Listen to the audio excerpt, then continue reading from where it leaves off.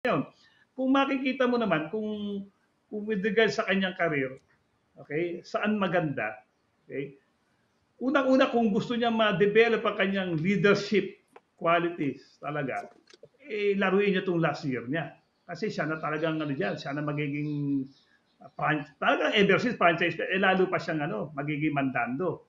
Okay? Pero siyempre, sa laro ng basketball, at lalo na't gumaganda ng karir mo, marami ng factors na pumapasok dyan. Hindi lang sarili mo, pamilya mo, di ba? May desisyon, yung mga handler mo. O, kasi minsan naiisip mo, pare, basketball isn't forever. Di ba? Pag may mga dumating na mga offers, aba, eh, mahirap makawala yan. Baka mamaya ma-offer sa iba yan. Okay? Correct. Oh. And siyempre, ang basketball, eh, hindi naman parang trabaho sa opisina na uupo ka lang at may gagawin mo, dokumento, whatsoever, then aabot ka ng 60, 65, natatapos ka sa iyong pagtatrabaho. Dito, pare, basketball, pare, isang maling ano yan, maling bagsak o whatsoever. Di ba? Ang risk dyan. Di ba? Pwede mawala ka agad ang karir mo. May mga ganyang players na nangyari. Di ba? So siyempre, naninimbang ka ngayon, di ba? Ano ba?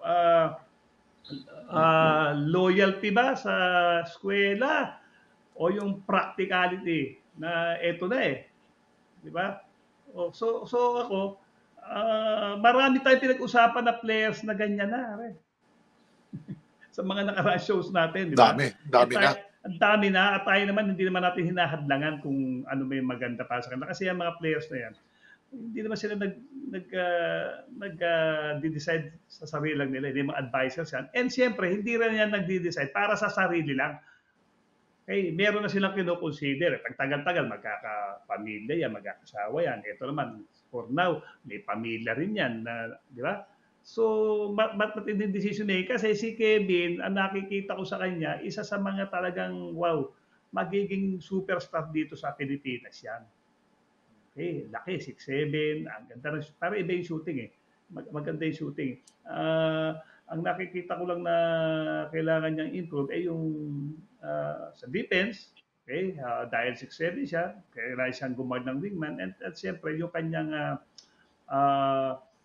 creating on his own. Okay?